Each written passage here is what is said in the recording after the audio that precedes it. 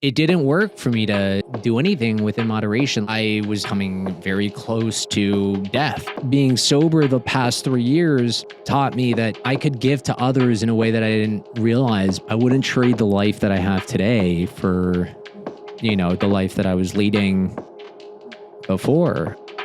After I have that first one, I'm no longer in control. I really wanted to quit. And then I would wake up the next morning and have no choice. I'd lost my identity and I didn't know who I was. I just had nothing left. And I needed help so bad. It all came down on me. I could not pull myself out of it. I had hit rock bottom. I just knew I was gonna die. And I remember just praying that foxhole prayer, like, God, please just get me through this moment. I'll stop doing bad. I will stop everything. The goal of my podcast is to not only educate people on, mental health, but also let people know that they're not alone.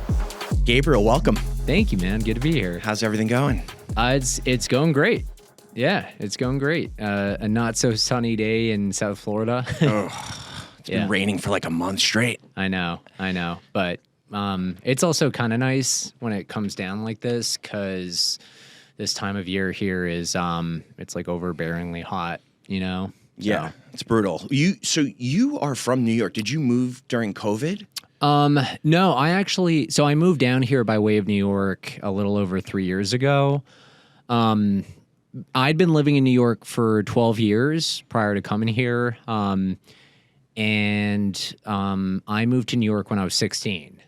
So I'm technically not from New York, but I was born there. And I lived there for 12 years. Where did you go in between? You were born in New York. Yeah. Left?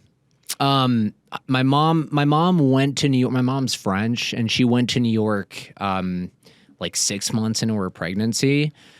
Gave birth to me there on American soil so I could get an American citizenship, and then whisked me back to France. And that's where I spent the first 13 years of my life. Wow. Okay, so you were conceived in France. I think so. Not really sure, but... Yeah, I've never been asked where I've been conceived. Yeah, no, you don't ask them that. Yeah. But it was probably somewhere in Europe. And my mom, she went all strategic with it and was like, neither of his parents are American. If I give birth to him in New York, he'll be eligible for an American passport. So we just cheated the system, Smart parents. Yeah, definitely. I mean, it's saved me a great deal of trouble today, because I can live here, as an American citizen. That's awesome. And I sound the part too. You do. Yeah. Wait, do you have citizenship? You do, because you were there for 13 years, and you can go back to France whenever you want. Yeah, dude. Last time I checked, they were okay with me going there, like going through the border and everything. They haven't shut the border down on me yet. It's a bad joke. Said, yeah, no, I have a French passport, and I could also technically have an English or an Irish passport, but it really only makes sense to have one European passport. So, I have a French passport and an American passport, and I can just go to Europe and come back, and yeah. That's great. Yeah. What was childhood like, bouncing around to at 13 years old into a new country? Yeah. I mean, I don't have any memories of being born in New York. So from a very early age, I mean, my first memories are just being a young child in France. I grew up with my mom in the city. And it was, I mean, it's like all I've ever known, it wasn't anything it's not like going somewhere that you've never been and experiencing it for the first time. It was just kind of like what I'd always been used to. So yeah, I don't think I went to New York until I was went back to New York until I was 5 or 6 years old. But yeah, it was just my childhood growing up in France. At 13, when you moved back indefinitely to New York, how was that integration back into No, so I actually didn't move back indefinitely to New York until I was 16. I went to Ireland to spend a couple years with my dad's side of the family who were living there at the time when I was 13. And then we all moved together to New York by the time I was 16. So I did, Paris, France for the first 13 years of my life, then like rural Ireland for the next couple of years, and then New York onwards when I was 16. How would you describe your high school years once you were back into the States? And so I was a junior when I moved back to New York. It's funny. It's like, so I'm like, did I move back there? Like it's like a hard kind of thing to navigate because I'm still confused by everything, like where am I from? Where did I grow up? I don't really know. Same. Yeah. Yeah. Whenever anybody asks me like, so where are you from? I'm like, that's a great question. Yeah. When I moved to New York when I was 16, I was a junior in high school. It was pretty different. I mean, because I was coming from Ireland. I was like at a Catholic school. I was on the rugby team, and like, I had to wear a uniform to school, like a blazer and a tie. If your top button was undone, you like got detention, And then I get to New York and I go to like a super progressive like high school, and a lot of kids that were, just. It was just a different mentality, different culture. But it was cool. I really liked the schools that I went to growing up. I got different experiences from all of them that were all valuable, Yeah, the school I went to in New York my graduating class was like 37 kids. It was small. So we were a pretty tight-knit group. And I liked that I was in the city and I could just because the school I went to in Ireland was like, it was kind of not in the middle of nowhere, but the nearest town was like a 20-minute walk, whereas in New York, it's like we're in downtown, near Soho. I could just like leave during lunch break and, go do what I did on lunch break and come back, it was kind of cool. So partially why I like got into the trouble that I did, that kind of freedom and easy access to everything there it definitely kind of fast tracked, especially coming from a place where I was pretty limited in what I could do and where I could go. And you know what I mean? Yeah, for sure. And were your parents pretty strict growing up and when you moved into the city? Because you have everything right at your fingertips in New York City. Yeah. I mean, definitely. I when I got there, it was like, it was like, let's keep a close eye on him. Because we've already gotten a glimpse of what he's capable of, and God, did I prove them right, Wait, what was the glimpse? What was the earlier glimpse? Was that in Ireland? I got myself into like all kinds of trouble. I got like blackout drunk at school once, and got suspended for a few days, and I was actually surprisingly like a decent student. But I had it was like the very beginning of like my own, challenges and the adversity that I like faced throughout the course of my life. And like it manifested pretty early on. And I was dealing with, what I didn't know yet was addiction, and alcoholism. But,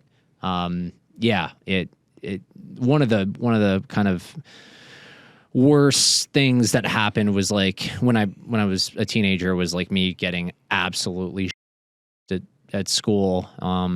And it was the craziest thing too. So my birthday was coming up and we were going to have like a get together with a few friends. And, one of the guys that I was friends with, was able to sneak a 750 milliliter bottle of Jameson from his parents or something like that, right?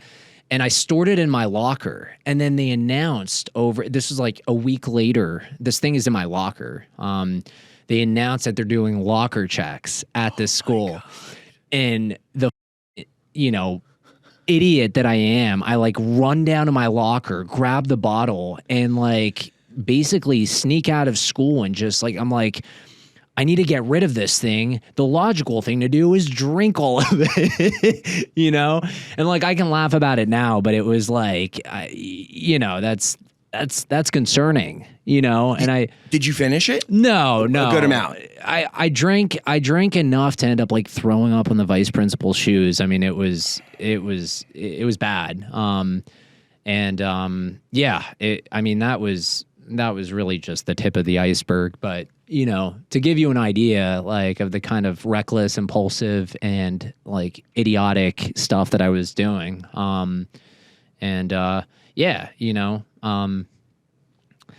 That was not my finest moment, but like, it got glorified. It got turned into like this whole like, it was like a running joke, local schools nearby like knew that had happened. And it was like, and no one's parents wanted their kid to have anything to do with me. That was one of many, many instances where I made a bad decision, and little did I know that it was actually something that I had no control over. It always like felt like I had some semblance of control, but it was something that was like much bigger than me, much greater than me that I was dealing with, but that I didn't really learn until later, When did it go from, and I can relate in terms of it being glorified, and it was who could drink the most and get the most up before school. The people that I did that with, I would say 70% of them don't have any kind of substance abuse problems now today. Yeah. So for you, when did it go from, let's just call it a weekend warrior, getting drunk before school every once in a while in high school, to concerning where it potentially looked like a problem? I would say like end of my freshman year in college. I was getting into like some pretty hard drugs, and I ended up like overdosing and going to a psych ward for like 11 days. And I went there to detox, but it was a pretty bad situation. I mean, I had spent months like using some pretty hard drugs. And I was in bad shape. And that's when I think everyone realized, like friends, family, like me, that, I mean, there was something like deeper and more problematic going on than what we had thought had initially just been like a teenager / young adult, just kind of like experimenting and like getting into trouble and, being a little reckless. Like everyone is at some point in their lives, that's I think where the threshold got crossed. And that was like my first time ever going to like any kind of treatment, and learning about addiction and not being ready yet to like get sober as well. It was like, that's when the seed got planted. And I think, that's when everyone was like, whoa, it would appear that there's something a little bit more serious going on. And I wasn't, I think for as much of me that like did understand that there was something serious going on, I didn't grasp like the magnitude of it. I was 19 years old, I was kind of just getting started, really, even though I started young, I was just kind of still, in the earlier stages of my drinking and drugging and whatnot. I feel like at that age, I always told myself it's just a matter of time and I'm going to eventually stop. Like, this is my party phase. I will get through this. I'm not going to let drugs and alcohol take over my life. I'm not going to rob people. I'm not going to come up with, a get rich quick scam to get money just to go get, pills and whatnot. Mm-hmm. It won't get to that. when did it start to, for you, not necessarily robbing people or any of that stuff, but when did it get to you started doing the yets? You started doing things where, I get it, that first time you went away, you probably said, I'll never do hard drugs. You had done hard drugs and then you went away. When did you it start to really consume your life fully? I'd say like probably around the age of 23, 24, so like 4 years after the initial like stint in treatment and like learning about addiction and kind of like starting to understand that, it was more than just like having a bit of fun. It was probably around the age of like 24 where it became increasingly problematic and where I was experiencing more serious consequences, like doing things I didn't remember doing, like coming very close to death at times, consequences in relationships with people, consequences with my health, starting to get some like health repercussions. And that's sort of around the time where I was like, okay, I definitely don't like enjoy like the result of like the things that I'm doing. Something's got to change. And that's from there on out, it was kind of like figuring out like how to overcome like, this compulsion that felt much greater than me to, use mind altering substances to get some relief and like alleviate like the discomfort.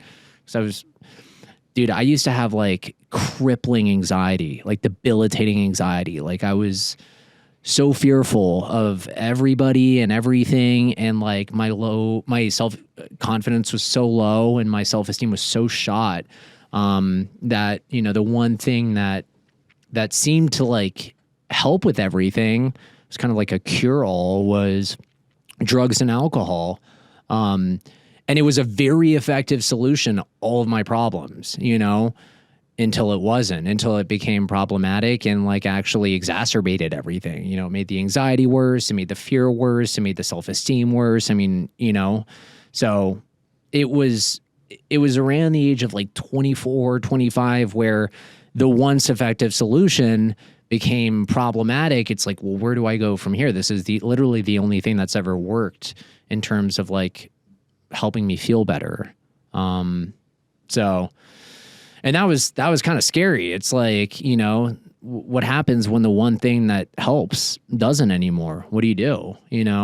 And I went looking for it in other places. I mean, like food, relationships,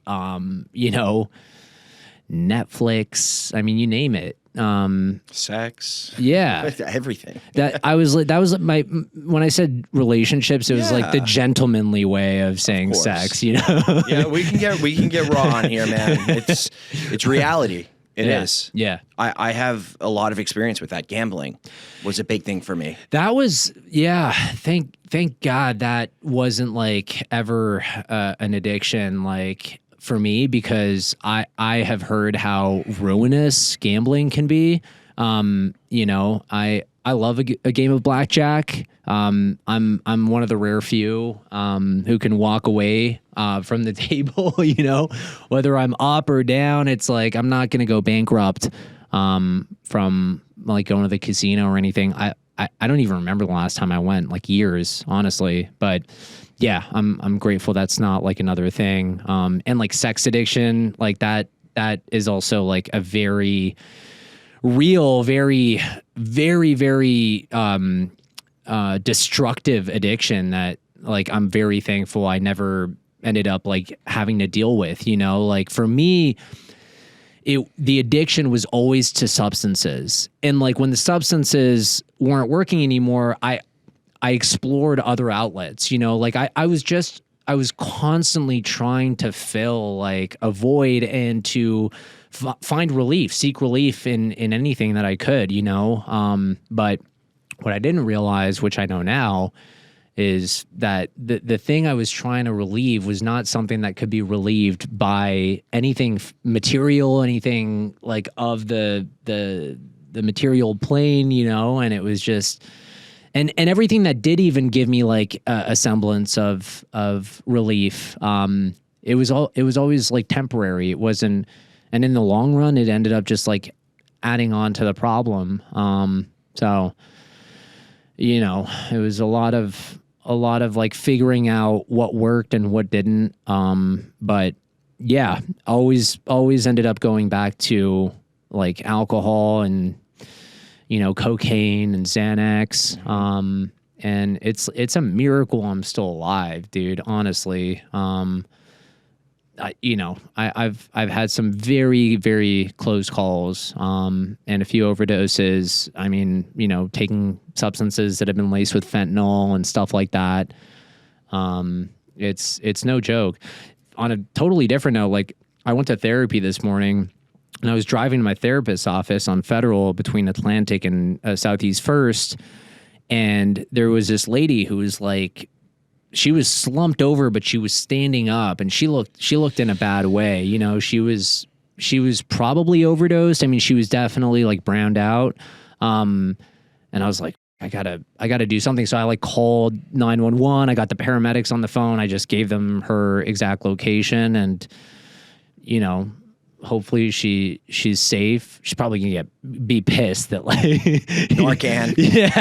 yeah, dude. You know, when you're getting high and you're out there doing that, and the paramedics show up and they try to take you to the hospital, you're usually pretty pissed about it. But yeah, it kills your high. And sorry to the audience, we're not laughing. We're laughing out of identification. I think it's very important to highlight that. Yeah, because it sounds like you were an opiate guy. I was an opiate guy. And I was there, and we understand how it feels to get a high taken from us. Yeah. And how miserable that is. But yeah, those reminders. And that's why I mean, I go to self-help meetings. It constantly keeps it fresh for me. Mm-hmm. And, you know, you talked about, you know, you were alluding to, and correct me if I'm wrong, the spirituality aspect of the disease of addiction and alcoholism. And instead of finding something just to fill the void, it was getting right spiritually is what really, you know, was a solution for a lot of people who actually struggle. Now, how long did it take? So I think you had said from the first time you went away was 19 to like 24 when you really started, you know, things got unmanageable for you. Mm-hmm. Were you trying to drink and not do drugs, not drink? What was that like before actually admitting you have a problem and surrendering? Yeah.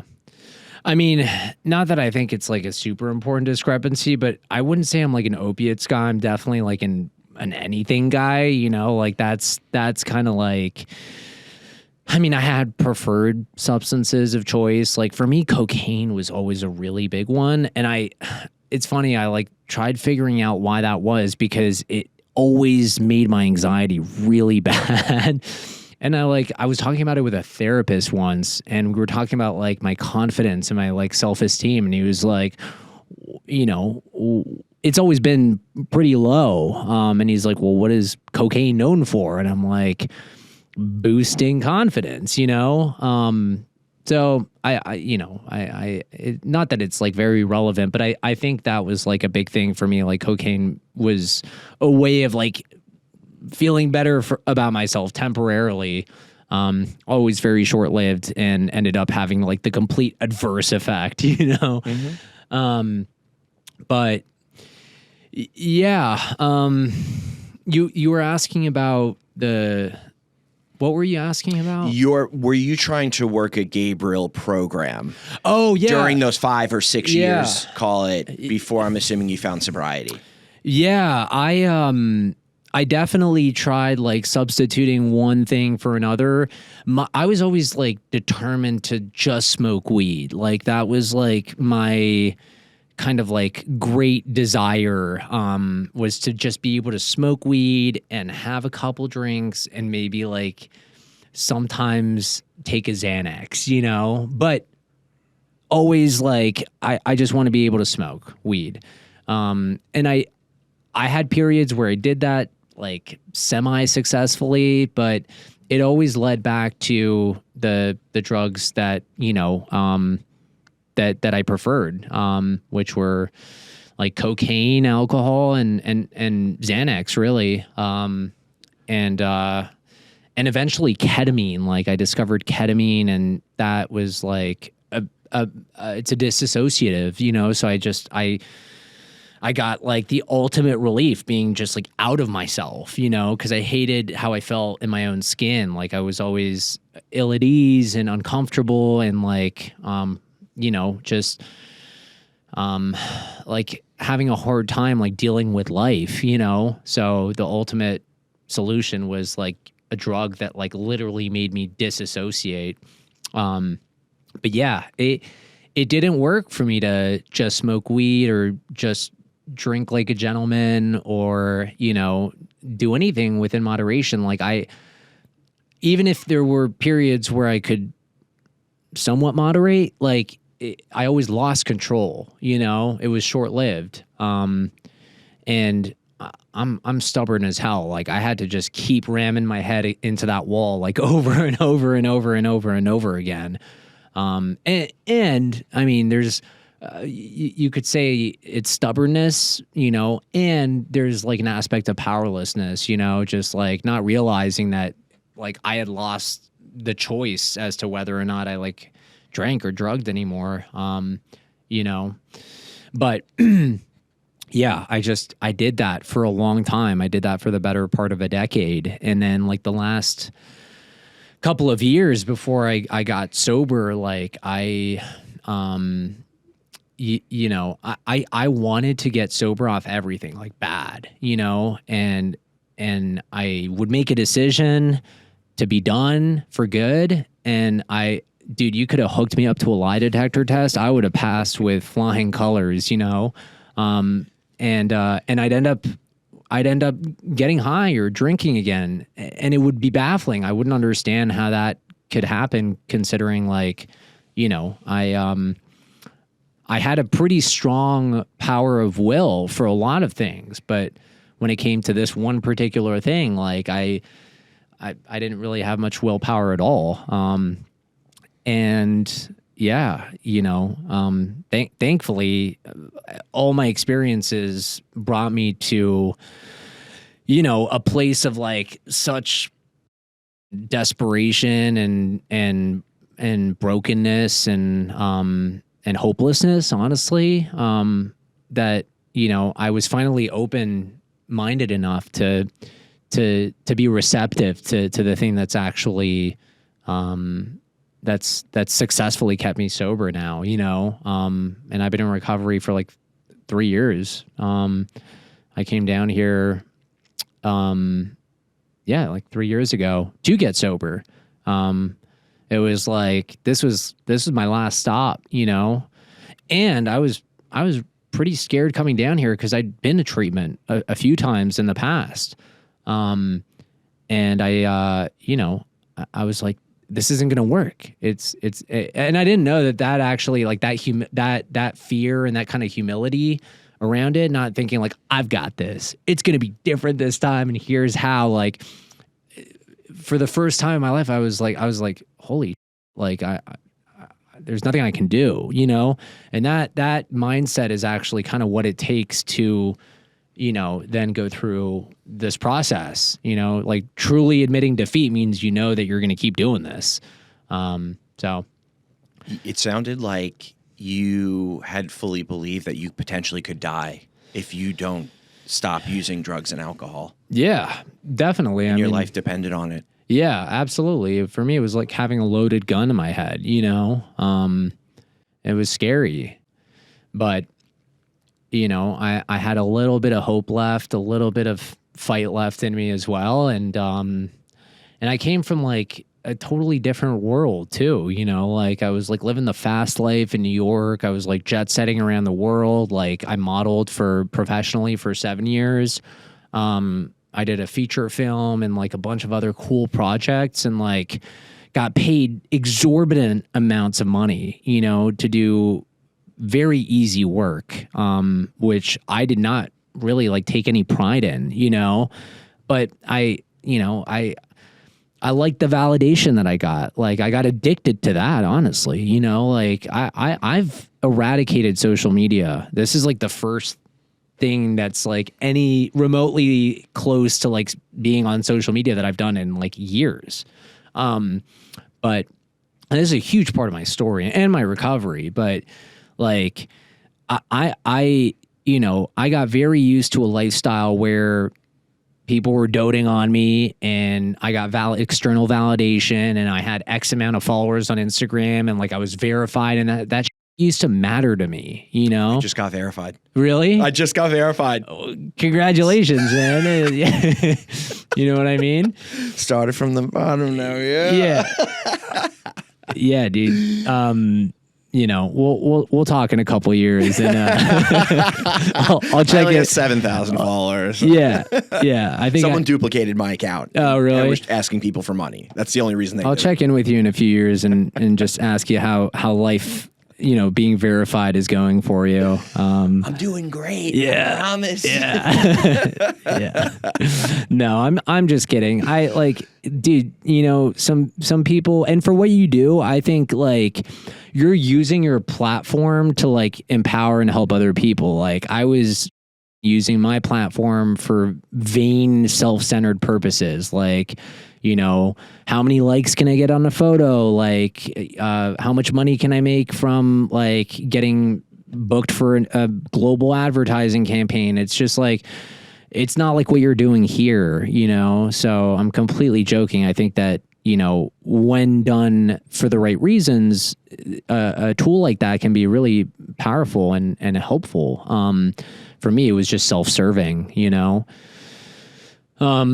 So yeah, I mean, like I was modeling for 7 years, made so much money that I just spent all on things that, you know, mean nothing. Just like expensive clothes and jewelry and drugs, you know? And I was very unhappy, you know. I like knew a lot of famous people, and I was very unhappy. And I had a lot of money, and I was very unhappy, you know. And I had like notoriety, and I was very unhappy. Like, you know, for anybody listening to this who thinks that like those things bring some kind of like satisfaction, like it wasn't my experience, you know. It actually made me feel even more empty. Like the more I had, the less whole I felt, you know, the less content and satisfied and fulfilled I felt. And I always wanted to be a musician. You know, I went to college for music. I've been writing songs since I was a kid. And I like, you know, I tried to make a career for myself. I released a bunch of music at one point, and I played some shows, and it didn't take off, you know? And I did it for like 8-9 years. I tried 8 or 9 years to do it professionally, and it wasn't happening. And I was getting critiqued and criticized, and that was tough. You know, I have like, my family is successful, and so me like kind of trying to dip my toe into the arts was kind of like a no-no. But I really, you know, I really thought that I was meant to be like seen and meant to be heard, and like it was all ego, dude, you know. Like at some point in time, like it went from like writing songs out of love for doing it to writing songs for recognition, you know. At some point in time, like I crossed over that line, and it was all like, how can I be relevant? How can I be popular? How can I be validated? And from there on out, like it was just all, the rest was, it was just, you know, it meant nothing. And I never enjoyed the modeling, really. It was like an easy source of income. And, you know, it was not something that I ever felt fulfilled by. Same with the acting. I was like, well, maybe I'm supposed to be an actor, you know? And I like acted I did this like Western, and it was a cool experience, but there was no part of me that's like, this is what I'm going to do for the rest of my life at all. And see, that's what I'm talking about. It's like the reason why I did it, right? You know, because that's what I was supposed to do, or because, you know, I didn't know what the else to do. But like in high school, I was in musicals and plays, and I loved it. It was so much fun, and I did it out of like pure joy, and you know, and for all the right reasons. But as I got older, like I think because I was dealing with my own demons and like my own confusion and identity crisis and all things that are kind of like normal, except like I had access to more resources. Like I was trying all these different things to make myself feel better, you know, including the modeling, including the acting, and like including making music. Like it wasn't for love of doing any of that stuff. It was just to make myself feel better. Does that make sense? That makes a lot of sense. Yeah. And it's crazy because when I was young, I wasn't a model. I wasn't an actor. However, our society that we live in, it's like, go out there, make as much money as you can, be as successful as you can. That's the dream. Yeah. And you got all of those things. I know. And like, and honestly, it just like precipitated my like addiction and my unhappiness, you know? I know I got all of those things, like all the Instagram followers and the blue check mark and the money and the gifts and the recognition and all of it. And I was like more miserable than ever. There are a lot of like really successful people in recovery, you know?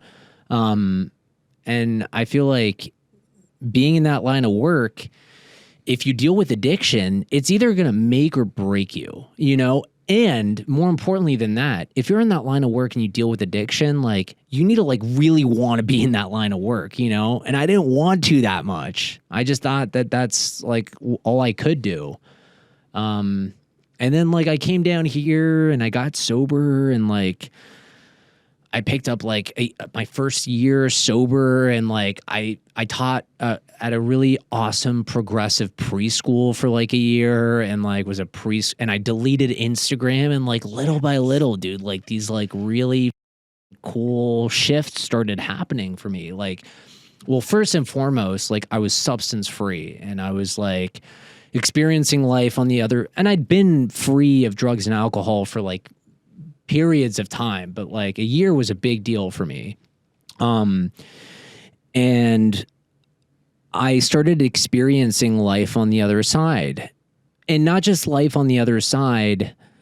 And by that, I mean like being abstinent, but more so like what I could do with myself, like what my sense of purpose was. Like I started like trying to help other people who were dealing with addiction, you know, and like taking guys who, you know, had similar experiences to me under my wing, and like, you know, showing them how I was able to get sober through my own experiences, and sharing my story, you know, deleting Instagram, working for not a lot of money. You know, I was working as a preschool teacher for like $16 an hour, dude, you know, and it was a tough job, and I loved it. It was like amazing. I was teaching 3 to 6 year olds at like a play-based, nature-based preschool, and it was unbelievable, you know? And those kids taught me so much about myself, and also taught me that I could give to others in a way that I didn't realize before, you know? And that job wasn't about me. It wasn't about like what I could get out of it. It was about what I could give, you know? And like, that's sort of like where my mindset started changing. And it was less about what can I get, and it turned into what can I give, you know? And that's been huge for me as far as like my personal development, and a lot's happened in the past 3 years for me. You know, like I'm a new dad. Congrats. Yeah, thank you. You're in it. Yeah, dude. I'm a new dad. I have amazing relationships with my family, and I have really good friends. I help as many people down here as possible who are struggling with addiction.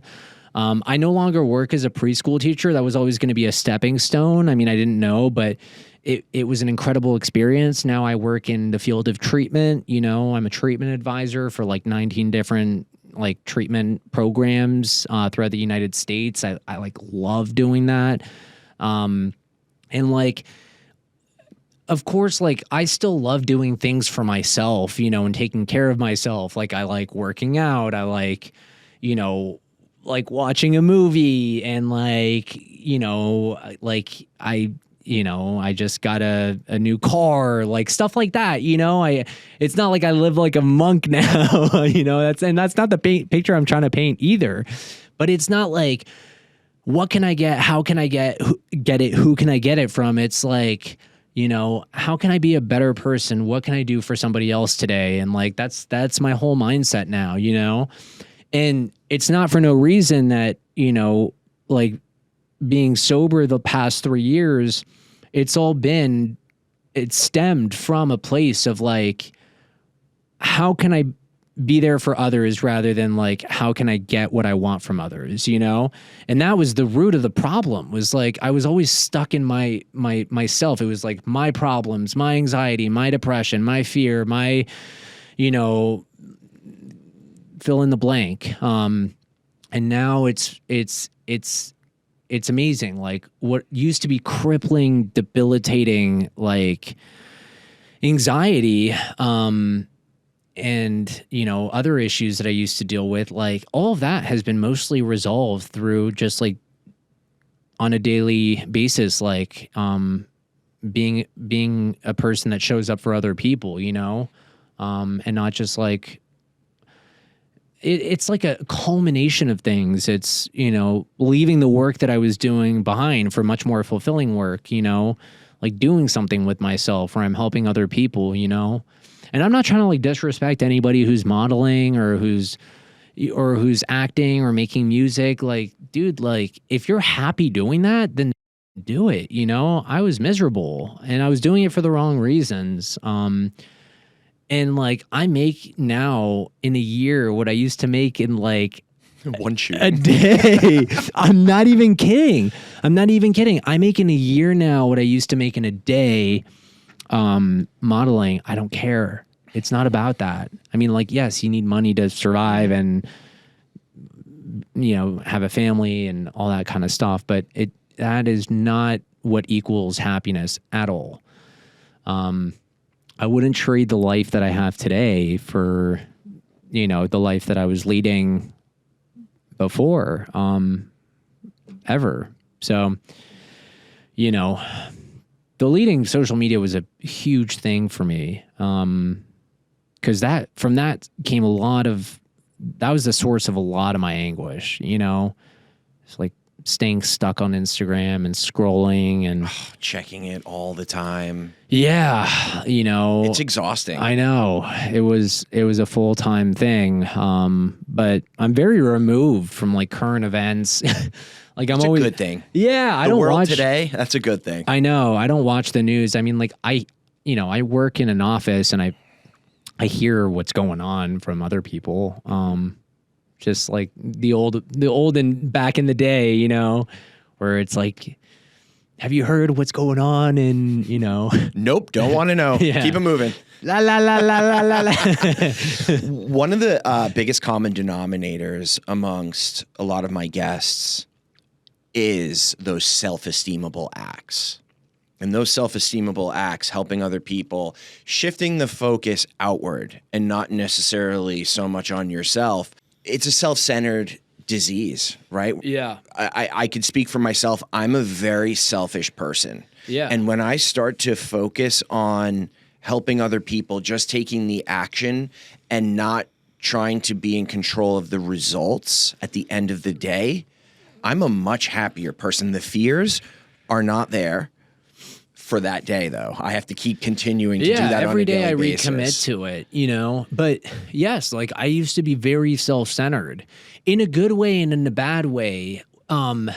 Well, that came out wrong. Like people think when you say self-centered or ego, it means like you think the world of yourself. But like self-centered and ego can also mean like you think really lowly of yourself, you know? It's just like being absorbed and obsessed with self. And that used to be like how I lived, you know? It was like, everyone hates me and everyone thinks poorly of me and I suck and I'm never going to be good enough and my music's never going to take off and like I'm not a good looking guy and I'm not smart and I'm not like no, like seriously, like all of these things, crazy. you know? And that was a form of obsessing with self, you know? And sometimes things would go to my head. Like, look at me, look at me in my like new campaign and my, you know, first class flight to, you know, my next shoot and all that, all that stuff, you know. I would oscillate back and forth between thinking very highly of myself, very lowly of myself. And for as long as I stayed thinking about myself in that way, and you know, I was stuck in the problem, you know. And I had to really like rid myself of like that kind of an ego, you know? And sometimes it'll creep back in, you know, it's not like a perfect thing. Like sometimes I'm really hard on myself, you know? And sometimes I have fear around my own inadequacies, like as a father, as a son, an employee. I'm not an employer. I don't know why I said that. I'm not hiring You're you. your own employer. Yeah, I'm not. Yeah, self-employed. No, I'm W-2. You know. Yeah. But yeah, like I still get fearful sometimes, but dude, one of the biggest, and I was just talking about this with somebody yesterday, but one of the biggest things for me was resentment and like irritability. I used to like be so mad at the world and it was everybody else's fault. And like, the reality is it's not like I got sober and the world around me changed and like is now bending to my will and doing things the way I like them to be done and I don't have to be resentful anymore because everything is according to my plans. Like that's not what happened. Like I got sober, the world around me stayed the same, but I had an internal kind of shift, you know, my perspective changed, like the lens through which I see the world has completely changed. And it's like my reaction to things are different now, you know, and I don't hold on to resentment and I'm not as irritable as I used to be. So sometimes I can be a little irritable. But that used to be like my constant like default, you know, everything and everyone was the problem. Mm-hmm. It's about me. They wronged me. Yeah. It's crazy because once I started going through, you know, I go to a recovery program, and in the steps, went through those resentments, and I never thought I had a part in anything. Yeah. And then I started to see my part, and then I started to see patterns, defects, shortcomings, etc. Yeah. And I then started to realize it's not all about me with people. I mean, I'm single right now. If a girl cancels on me, I used to get real tight about it. Yeah. I don't. I mean, sometimes it could be personal, but in most cases it's not. People have their own lives, or someone's not texting me back right away. Yeah. People have their own lives. People have other things going on. I'm not the most important person in their life. Yeah. And acceptance around that was very tough for me. Mm-hmm. I had a hard time accepting that I wasn't the most important person to them, or I wasn't priority. So yeah. I like that you touched on that. I want to highlight, so you had a very successful career, acting, modeling, made plenty of money doing so. Something I noticed about you, I went to your meeting, you do a meeting. Yeah. And I've noticed this sense of humility with you. Now, I didn't know you prior. I've only known you from meetings and whatnot in the last couple of months. But you pulled up in a car regular car. You went to the meeting, meaning like you're not pulling up in a Maybach. Like you're completely humble, and you're in this meeting helping other people. Now, I've chaired meetings, regular meetings. There's a lot of preparation that goes into it. Meetings where you focus on the material for that program requires double the work. So you're putting in extra work to be prepared for this meeting that you're helping other people at. How did you get to a place where you just stopped caring what other people thought about you and you started to really help someone else? I mean, I'd be lying if I said I don't sometimes like get caught up in like what other people think about me. You know, I'd love to be that guy who just says, I don't care what people think about me, but that's not true. You know, like I'm human and I want people to like me, you know, I'm just being honest to a fault, but I think like I don't manipulate. I don't act like someone that I'm not for someone to like me. That's something that I used to do. When I, sorry if I like seem awkward. I just like, like this is all, it's so different from like, just like being in front of a camera feels so weird. And it's funny because I did this for like 7 years. This is like my bread and butter, and like, you're good, dude. And you can keep this in. Like, I don't, this is just like, I'm just being real, but like, yeah. Like you asked me to do this and I was like, I'm not sure, man. Like I have to think about it because I made a very conscious decision to step out of like the spotlight in any way. So, but it's cool, like this platform is to help other people, and that I can get behind that, yeah. So how did I get to that place? I would say like,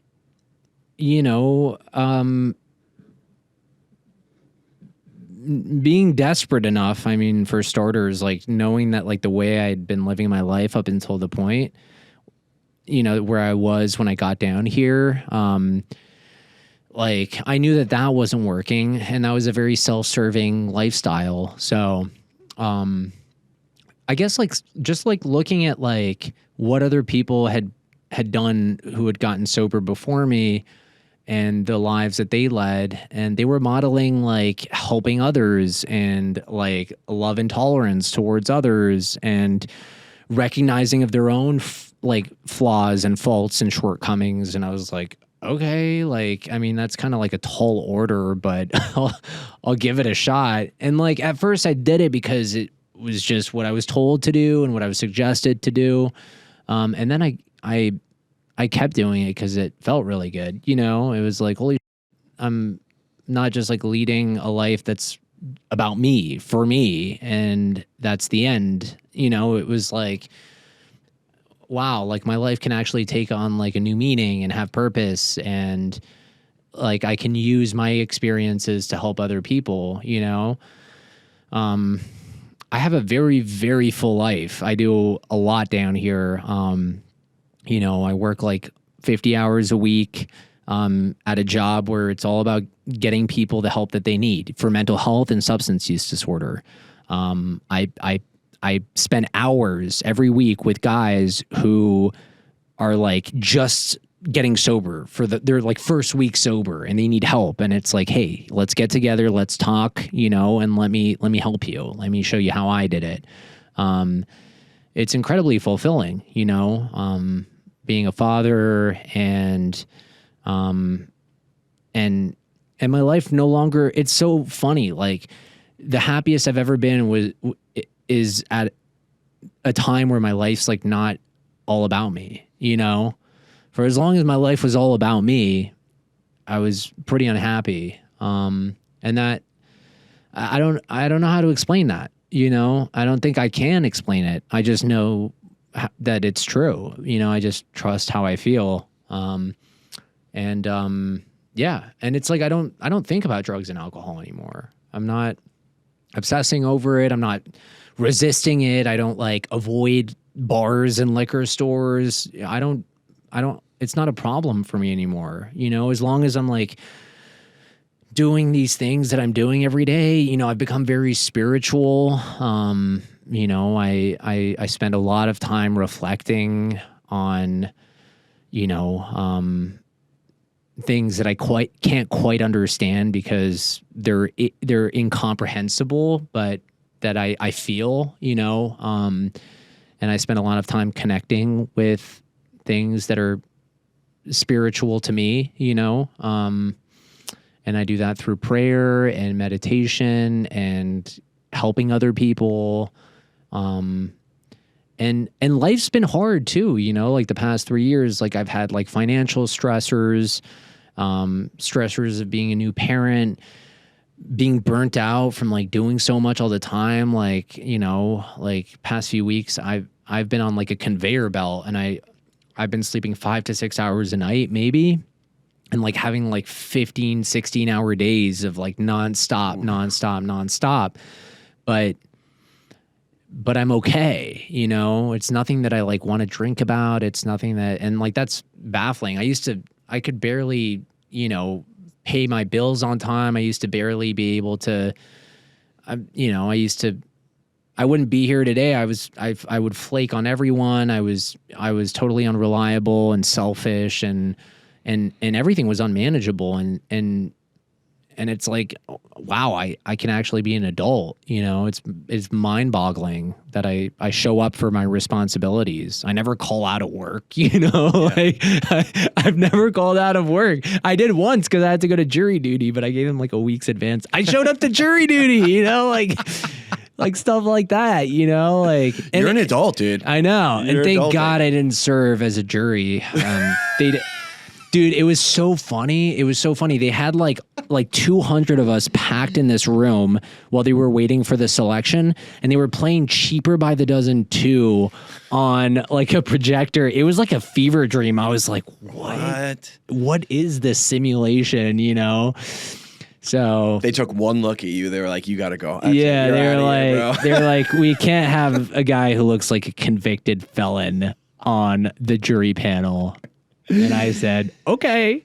See ya. Yeah. Have you ever experienced relapse in recovery?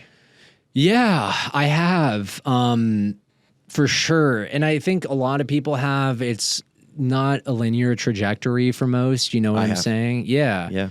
Yeah. And like, I can, you know, the times that that's happened, like, thankfully I've been able to pinpoint, you know, where I've fallen short. And it's very straightforward. It's like, you do things that work, and then if you stop doing the things that work, you're gonna probably relapse, right? And it's like, for me, it was like, it wasn't because a girlfriend broke up with me, or like I had an argument with my mom, or like I was stressed about money, you know, like all these things that like I used to tell myself like, oh, I drink because of this, I drink because of that. It was just because like I became selfish again, you know, I just got stuck in my own, you know, selfish BS. And I went back to a place where I was just like trying to make things happen the way I wanted them to. And I stopped thinking about what I could do for others. And I just was relying solely on myself and like only thinking about like my problems and my, you know, woe is me and all that stuff. But, you know, for as long as I'm recommitting to this program of like helping others and being selfless and, you know, showing up and being honest, you know, and all that kind of stuff, like, then I know I'm okay. But yeah, for me, like the relapse has happened. But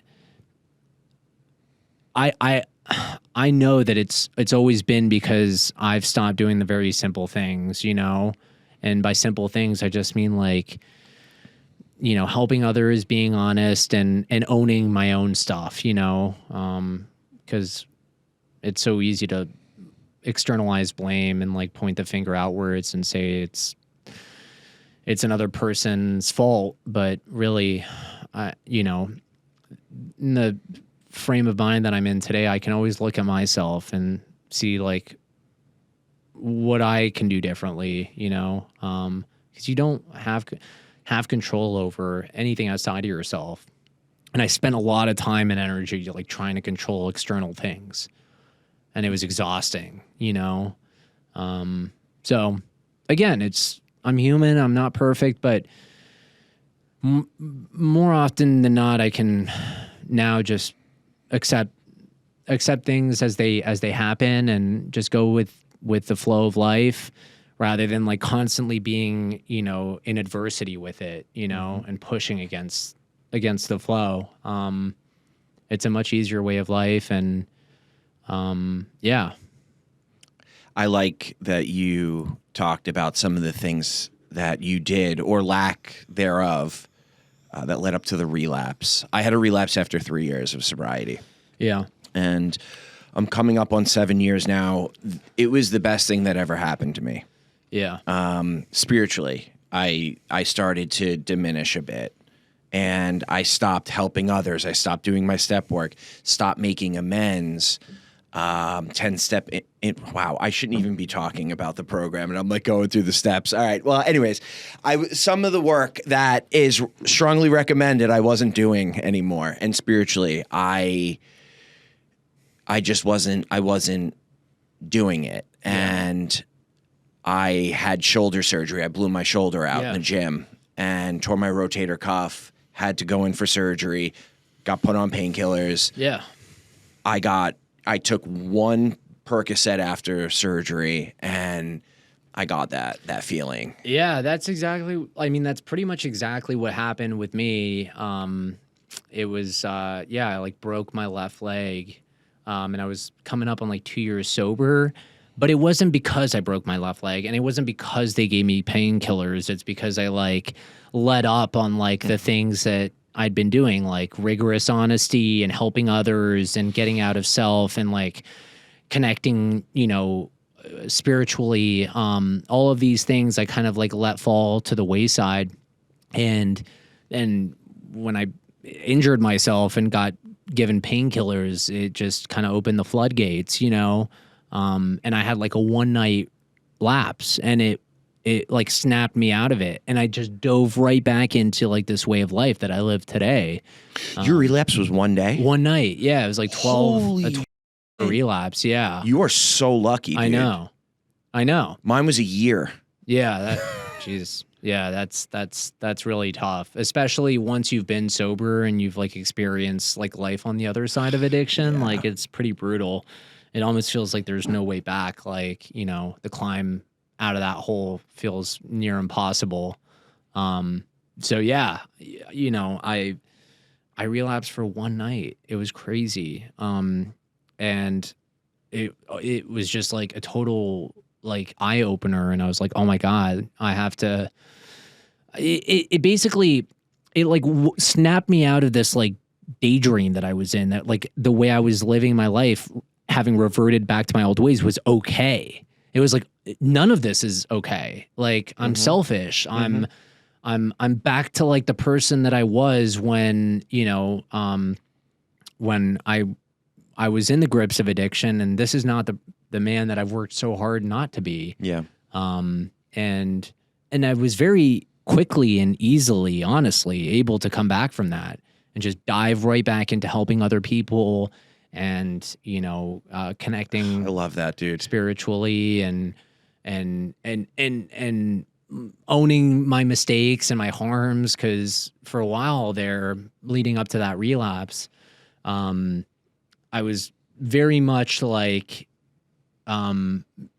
dealing with like self-righteous indignation, you know, like, people were pissing me off and things weren't going the way I wanted them to, and all that stupid stuff, you know? Yeah. I stopped taking accountability for things leading up to my relapse. Yeah. That was a big thing for me. And that threw my program off a lot. There was no program at that point. If you could go back to the Gabriel who, let's say, you know, you went to your first treatment facility at 19, let's say, you know, 20, 21, 22-year-old Gabriel, who is really in the grips of his addiction. Yeah. What would be your advice for him? I mean, it's kind of a loaded question because, like, on one hand, I would tell my younger self to take what was going on and what was being told to me more seriously. And on the other, like, that would have been completely ineffective because I needed more lived experience with what not to do and how bad it's going to get in order for me to be receptive to advice like that, you know? So I could go back to my 19-year-old self and be like, hey man, if you don't if you don't do what you need to do now, your life's going to spiral out of control and it's going to get really bad and a lot of people are going to get hurt. My 19-year-old self would be like, what I got this. are you talking about? Bro, I'm just going to smoke some weed and it's going to be fine. I got it. Yeah. So yeah, I think I'm just lucky I didn't die throughout the process, but like I needed to like live everything that I lived and I needed to experience everything that I experienced. And had I not, like I wouldn't be here today, like helping the people that I am today, like connected to I'm like a very avid member of the local recovery community in Delray Beach. And I love it. I'm super involved.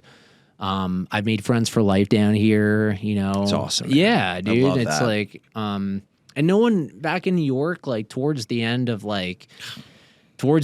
no one wanted anything to do with me. Like I was so, it was so depressing to just like be around me. I was so miserable, not even because of the drugs that I was doing. I was just like in such a dark place.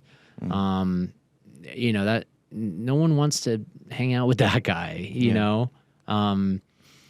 And the friends that I had weren't like real friends, I mean, a lot of people just wanted something, That was another thing, like with the kind of like work that I was doing, it was always about like who you knew and what you could get out of them. And I dealt with a lot of that, and as soon as you had nothing left to offer, like Everyone's gone. everyone's gone, If you're struggling, no one's really there to help you. And I've gone through some tough times in the last 3 years since I got sober, and like, I've had friends who've like carried me through everything, like real friends. So it's a really modest lifestyle and it's really enriching and fulfilling, and I have like the luxury. I've been given the luxury of like struggling like a person, like anybody, without like going to needing to go to rehab and like do drugs and cause a bunch of harm. Like I get to just deal with the stressors of life normally, without like dealing with it immaturely like I used to, or like looking for a quick fix, easy relief or gratification. So yeah, most of like what helps me today is just like showing up for others and being as helpful as possible. And like, it's just wild, but that is the stuff that really makes me feel better. I know it sounds, to anybody who like doesn't like struggle with addiction, it probably sounds like I'm saying that because it sounds good, but it's just my truth. Like I'm not trying to sound like I'm like such a philanthropist or anything like that. I'm right there with you. You know what I mean? I'm right there with you. I'm +1 to everything you said. Those are facts. I know people who are not in sobriety who help, go to Kensington in Pennsylvania and go help people, in the ghetto who are struggling, homeless, whatever it may be. Yeah. And I think that's just human nature. Yeah. To help others. And yeah, definitely. I mean, the society we're in now and what's going on in the world today, there's a lot of hate out there. Yeah. There's a lot of resentment, the hate. And I feel like it's in line with what we should be doing today. Yeah, absolutely.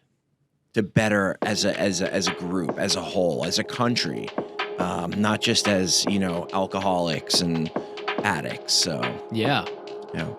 definitely. Well, thank you very much for coming on, man. You did awesome. You killed it.